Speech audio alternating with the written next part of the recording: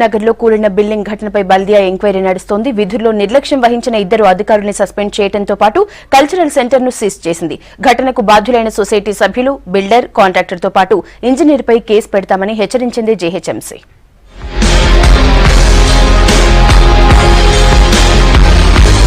Film Nagar cultural club పోర్చుకు కూలిన ఘటనను GHMC serious గా తీసుకుంది. 2 మృతికి 8 మంది గాయపడడానికి కారణమైన వారిపై చట్టపరమైన చర్యలు చేపట్టింది. ఘటనపై ఉన్నత స్థాయి విచారణకు ఆదేశించిన బల్దియా అధికారులపైన వేటు వేసింది. అసిస్టెంట్ సిటీ ప్లానర్ తో పాటు సెక్షన్ ఆఫీసర్ ను సస్పెండ్ చేసింది. ఫిలింనగర్ క్లబ్ లో జరిగిన దుర్ఘటన నేపథ్యంలో నిన్ననే క్రిమినల్ కేసు ఫైల్ చేయడం జరిగింది. అండ్ ఎవరెవరైతే 2 చనిపోయినటువంటి వాళ్ళకి జీహెచ్ఎంసీ నుంచి మేయర్ రిలీఫ్ డిస్కషన్ కింద 2 lakh రూపీస్ ఒక్కొక్క కుటుంబానికి ఇవ్వడం జరిగింది. అందరి ఏసీపీలను, దాని తర్వాత ఎగ్జిక్యూటివ్ ఇంజనీర్స్ కూడా వీరందరినీ పిలిచి సమావేశం పెట్టడం జరిగింది. సో నెగ్లిజెన్స్ అయితే ఉంది. So that is whether it is a criminal negligence are casual negligence, but ప్రాణాలు పోయినాయి కాబట్టి అది క్రిమినల్ నెగ్లిజెన్స్ కిందనే వస్తుంది. ఫిలింనగర్ కల్చరల్ సెంటర్ దుర్ఘటనతో అన్ని వివరాలు సేకరించారు జీహెచ్ఎంసీ అధికారులు. 1996లో G+2 కు పర్మిషన్ తీసుకున్న సొసైటీ G+3 నిర్మాణం చేపట్టింది. 2008లో బీపీఎస్ కు చేరుకున్న దరఖాస్తును బల్దియా తిరస్కరించింది. అయినా కల్చరల్ సెంటర్ ను విస్తరిస్తూ మరికొంత నిర్మాణాన్ని చేపట్టింది. పర్మిషన్ లేనిదే నిర్మాణం చేయరాదంటూ బల్దియా నోటీసులు ఇవ్వడంతో సొసైటీ కోర్టును ఆశ్రయించింది.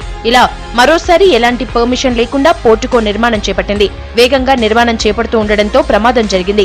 ఇందుకు బాధ్యులైన సొసైటీ సభ్యులు, బిల్డర్, కాంట్రాక్టర్, ఇంజనీర్లపై కేసు పెడతామని చెప్పింది జీహెచ్ఎంసీ.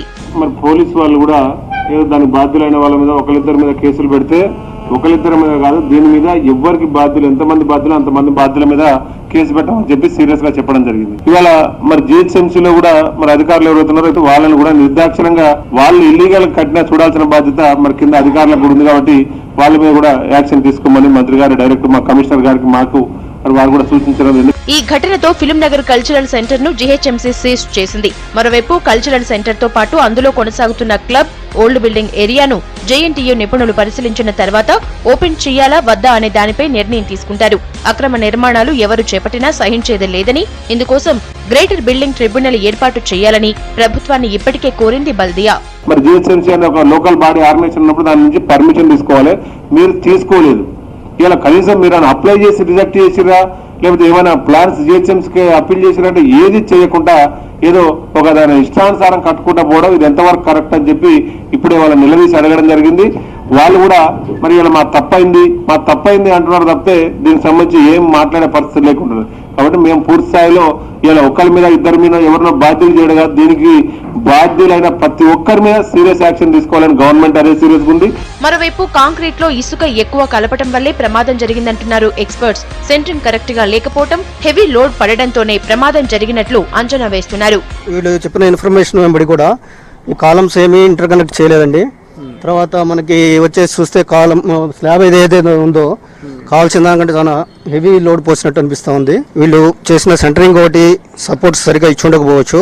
ఫెయిల్యూర్ అనేది అక్కడైనప్పుడు ఆ మూవ్మెంట్స్ వచ్చి ఉంటాయి. ఆ మూవ్మెంట్స్కి ఈ కాలమ్స్ అనేవి ఏవైతే ఇంటర్ కనెక్ట్ చేయలేదో అవి లాంగ్ కాలం ఎఫెక్ట్ ఉండేసి స్టిఫ్నెస్ లేక, మరియు ఈ కాలమ్స్ ఏవైతే ఉన్నాయో ఫిల్లింగ్ చేసినవి అవి ఆ లోడ్ ని సస్టైన్ చేయలేక కొలాప్స్ జరుగుతుందని.